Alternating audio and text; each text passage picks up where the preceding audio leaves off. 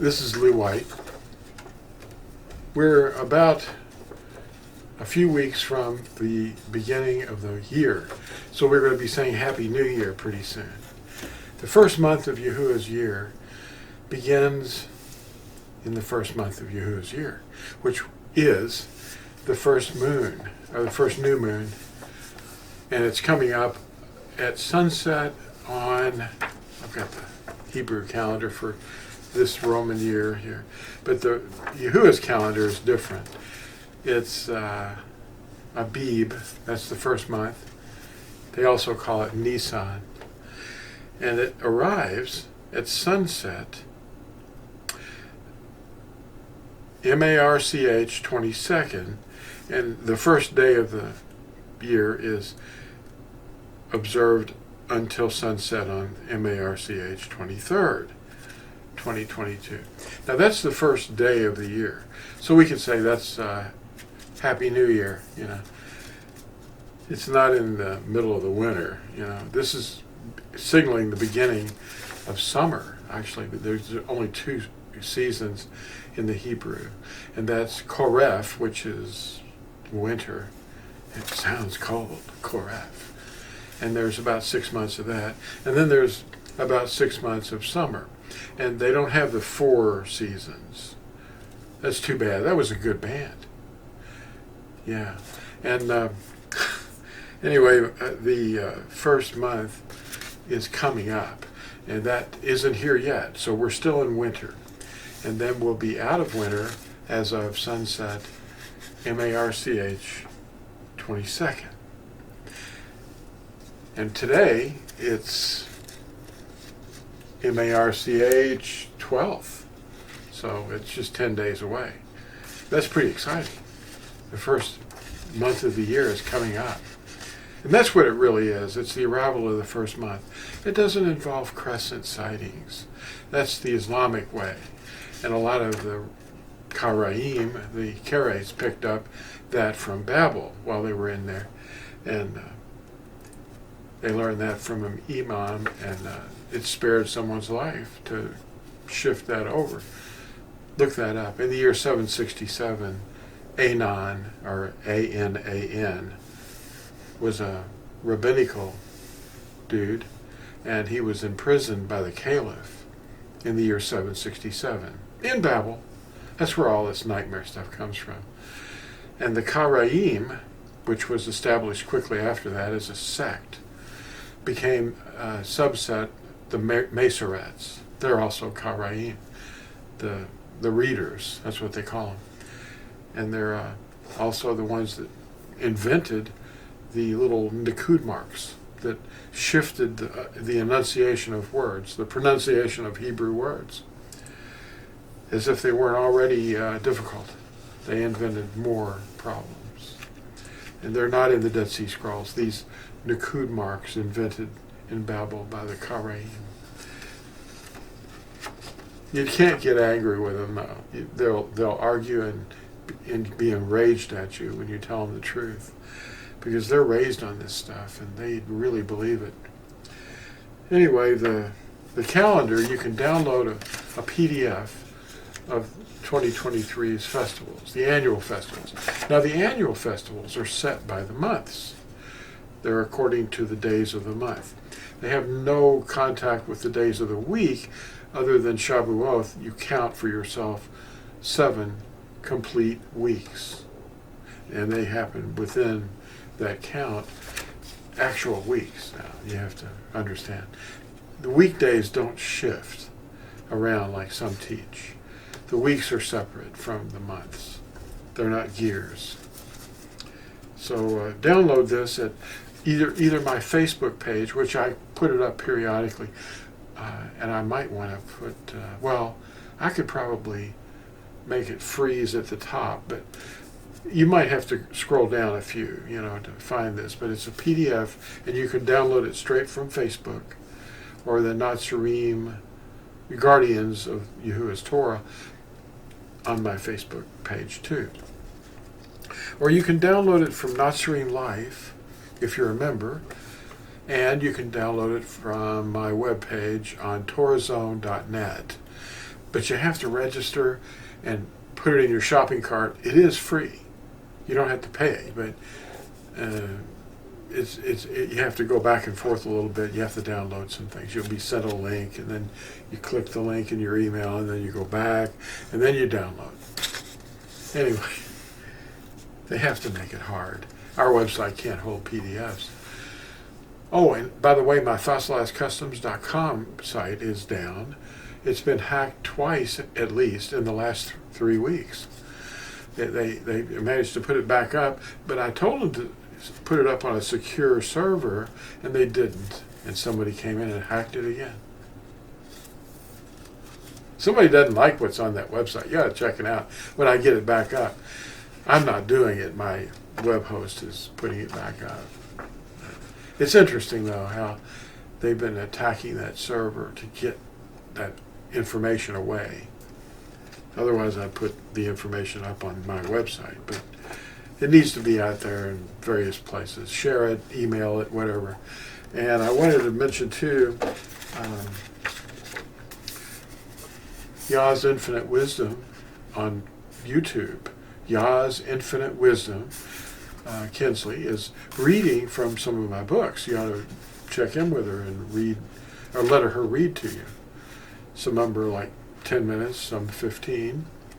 And this is the book that she's reading currently. It's basically a book to approach your family who will argue with you and get really riled up and enraged. And you know how that is. You just try to explain something to them. But you can hand them this book, and they can read it and find out what cuckoo ideas you have and where they came from, and why you do it. You do it because it's written in the scriptures. And the pastors have been programming the whole world to disobey. And I'll read a couple of pages of this real quick. Now this one, Kinsley is reading right now. And you can make a web page on YouTube too, channel, and read these books. And it'll be a lot of material, but it'll give you something to read. Now I thought I had a magnifying glass. Yeah, there it is. But before I start reading that, check out this little download. It's one piece of paper. You can download it. It's printed on both sides. It's horizontally printed, and you or a printer can print this. It's print ready to go. And it shows you every high day, every annual festival, the appointed times of Yahuah that are recorded for us forever. These are redemptive shadows that Yahusha is doing. And you participate by observing them. It's nothing you're doing that's saving you, but your deliverance comes by the activity of Yahusha, who's doing these things actively. The first one is, Abib. That's the observance of the new moon, the new month. And then the first festival is Pesach, which is Passover. And it happens on the 14th day of the first month. So you have to know when the first month is, and then count to the 14th day at evening. That starts the day of Passover. And anyway, that's the day that they were having a memorial meal at the beginning of the 14th. And then Yahusha died late in the afternoon, around middle of the afternoon, around 3 p.m., while the other lambs were just beginning to be slain, on the 14th. And then at sunset, he was already in the tomb. Anyway, then the next festival is Matzah, which begins at sunset on the 15th. And that's one day, but it actually extends over 7 days. The 15th is a full moon. And then for 7 days, starting on the first day of Matzah, on the 15th, you remove all the leaven from your house. Leaven is what makes bread rise. And then you have first fruits, which happens on the week, the day after the Sabbath, the Shabbat, during the week of Matzah. That's first fruits, and that's when he resurrected, on the first day of the week. But he didn't resurrect in the morning. He resurrected at the end of the Sabbath. It was darkening. And no one noticed until the next morning when the women came to the tomb and saw the stones rolled away. And they went in and they said, "Hey, he's gone." And it was exciting. And then Miriam was outside freaking out, crying, and through her tears she saw what she thought was the gardener. "Where have you put him?" And he said, "Miriam." And Miriam went, "Rabboni." And she was running to him to cling to him. And he said, "Don't touch me. I have not yet ascended to my Father." He's the first fruits. That's Bikurim, which means firstborn. Firstborn from the dead. And now he's in a new body. And our bodies will be like that. And then Shabuoth comes 50 days after that. It'll also be on the first day of the week. Now that's something that the Karates actually have right. The Karaim, the readers. And then after that, you've got the fall festivals, which are the redemptive shadows that are yet to be fulfilled. And you have Shabuoth, that's the giving of the Torah. That has been fulfilled, 50 days later. Shabuoth, by the way, means weeks. And they're actual weeks, they're not months. See, the months are separate from the weeks. There's a lot of confusion on the internet. People are mixing the two together and setting new weeks every time there's a new month. What? There's not anything about that happening. But anyway, the festivals, you need them. And this will explain how they apply to what we read in the scriptures. And then in this book, Spiritual Captivity, the first thing that we have is the introduction. And actually the title page is the first thing. And the title page is remembering the problem that we're encountering with our relatives. They'll want to argue and say, "No, that can't be right. How can you be right and everybody else wrong?" All those things. Well, how to tell your family the truth about their spiritual captivity. We came out of it, at least some of us, and this book will help explain it without the arguing. It'll just lay it all out there and show them, the table of contents and fictional Christmas and what that's really about, and what the weak and miserable principles are, that the pagans were celebrating, that Paul was trying to teach Torah to. The pastors say, "Oh, they're falling back into the weak and miserable principles, like commandments." What?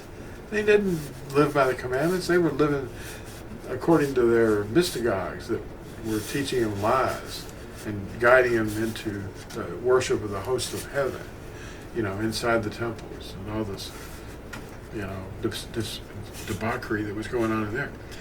And then I've got how to tell your family about their spiritual captivity. And then questions to ask a pastor.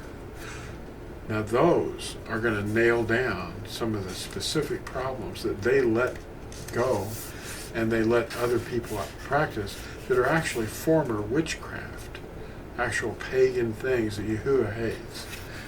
And the other book is that I wanted to show you is this one called Magisterium, and that is just Latin for teaching authority. Well, our teaching authority is Yahusha. He's our teacher, no other. And this is the cover of the book, the Magisterium, and it's subtitled Introducing the Nicolaitans. Yahusha hates the Nicolaitans. They're the people who lord over or conquer the laity, the people, and fill their heads with their doctrines and their traditions. Yahusha's not into traditions. Men's traditions are what his problem was with the Pharisees. They weren't promoting his commandments. They were promoting their own traditions. And the Magisterium is a book that's going to be shocking, but it'll awaken a lot of people.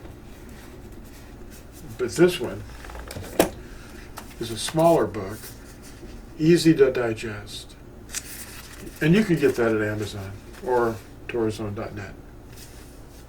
Or you can just listen to it read by Kinsley on her YouTube channel, Yah's Infinite Wisdom, all one word. And there's someone else starting pretty soon too. They're going to start reading the BYNV, which is a translation that I worked on for I don't know how long, but I started in 2012, I think. And I published my first edition a year and a half later. And it's really different. You can actually comprehend the words better. Instead of, using words that we don't use anymore, and we reinstall the name, and we put the right festivals in there too. So that would be very important to do. What is disobedience, though? How do you disobey? And who are you disobeying? Well, sin, or the transgression of the Ten Commandments, is the breaking of his commandments. It's living without them. And that's what people are taught to do. If you go to your pastor and say, hey, do you teach the commandments? I haven't ever heard you talk about them. Isn't that what we're supposed to be teaching the nations? Yeah, we're supposed to teach them the name and to be immersed in that name, calling on that name for the forgiveness of your crimes against the commandments. And then they go and walk against the commandments thinking, hey, we can just do whatever we want. No, you have to guard the commandments and teach the nations to guard everything that we obey.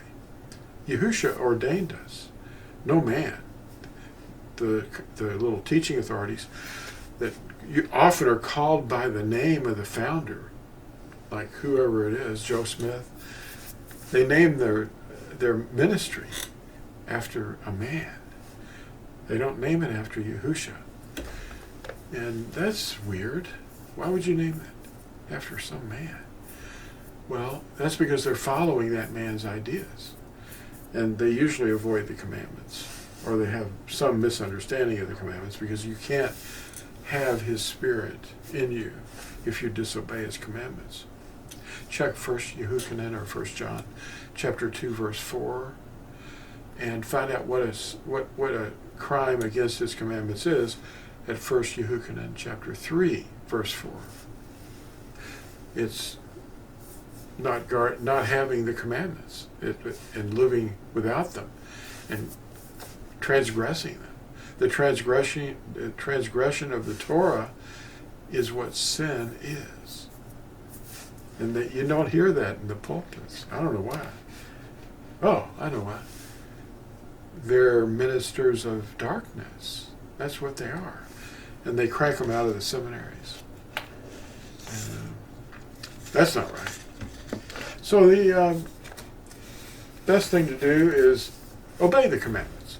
Yahusha encountered a young man who walked up to him and said, "Good teacher, how can I gain eternal life?" And Yahusha turned to him and said, "Huh? No one's good except Yahuah. Elohim is the only one that's good." And of course, he was talking to Elohim. Yahusha is Elohim. And he said, "What must I do?" And Yahusha said, "If you seek to enter life, and the only kind of life there is eternal life, having his spirit in you and being sealed for the day of your redemption, starting at your immersion and asking him to please forgive you for breaking his commandments." And he said, "Guard the commandments if you seek to enter life." And then the young man said, "Which ones?" And Yahusha said, "Honor your father and your mother. You do not murder. You do not break wedlock." He was alluding to the covenant that was inside the ark originally, and now it's written on our hearts. A love for the commandments. There it is. There's no more discussion. Guard the commandments, and you will have eternal life. Because he will come to you and help you obey them. See, that's the thing that people don't know. They can't obey the commandments until he helps them. That's why he's called the helper. He won't come into you until you obey. So you first obey by immersing, admitting that you're a loser, a sinner, a criminal, and pledge yourself for all eternity to obey that covenant of love. It teaches you how to love Yahuah and love your neighbor. That's what it's for. It's never going to go away. It's eternal.